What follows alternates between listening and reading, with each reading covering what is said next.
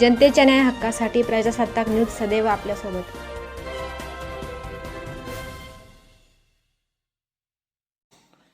मी संगीता प्रकाश आहे.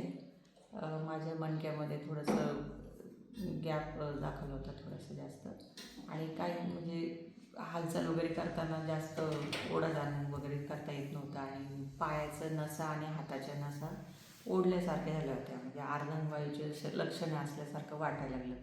मग एक माझ्या क्लायंटच त्यांनी सुचवलं की बुवा असं आहे निसर्गोपचार केंद्र वगैरे. तर मग मला ॲलोपॅथीची ट्रीटमेंट नव्हती घ्यायची, म्हणून मग मी हा मार्ग घेतला. तर मला जवळजवळ 8 दिवस होऊन गेलेले.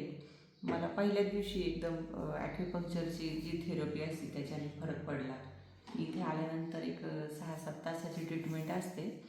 तर सकाळी मालिश घेतात, नंतर कास्याचं भांडं आहे त्यामुळे पायाचे पॉईंट्स नसा दबले जातात.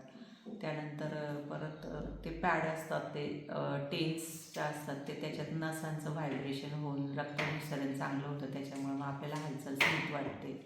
त्याच्यानंतर ॲक्युपंक्चरची ट्रीटमेंट असते, ते 2 सेशनमध्ये घेतात. नंतर ऑप्टिकल्स असतात बाहेर, गेम्स वगैरे असं, किंवा सायकलिंग, वॉकिंग वगैरे, हे सगळे ट्रीटमेंट घेतात. तर मग त्या सगळ्या ओव्हरऑल थेरपीमुळं बराच फरक पडला मला. 8 दिवस झालेले. आता 2 दिवस 10 दिवसाचं सेशन असतं ते.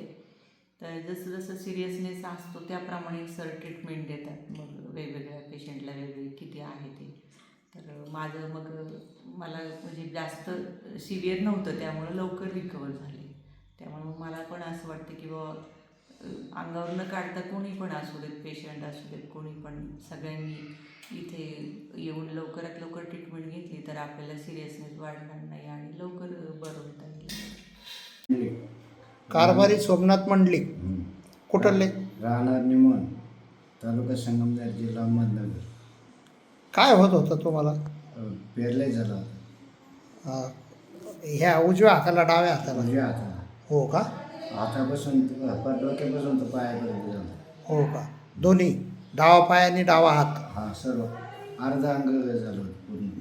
तुम्हाला काय फरक जाणवला इथं? फरक इथं एवढं चालता यायला लागलं, तोंड जेवायला, उजव्या हाताने जेवायला लागलो, एवढा फरक जाणवला 15 दिवसात.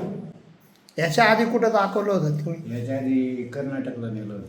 हो का? हां मग त्याच्यानंतर इथं आल्यानंतर तुम्हाला फरक जाणवला? हां, एवढा हाताचा, आणि चालायचं थोडंसं. चालून दाखवा बरं. असं चालता येतं. पहिलं काठी चालवं लागत होतं. पहिले काठी घेऊन चालत होते, हां. आता? आता काठी नाही, आता मोकळं चालतो. एवढा फरक जाणवला.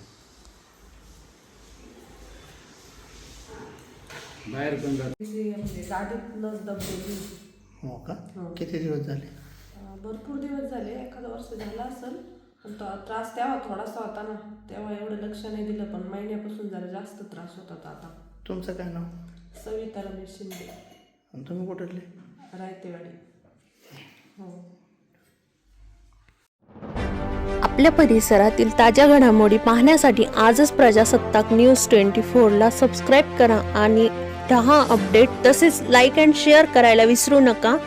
प्रजासत्ताक न्यूज सदैव आपल्यासोबत.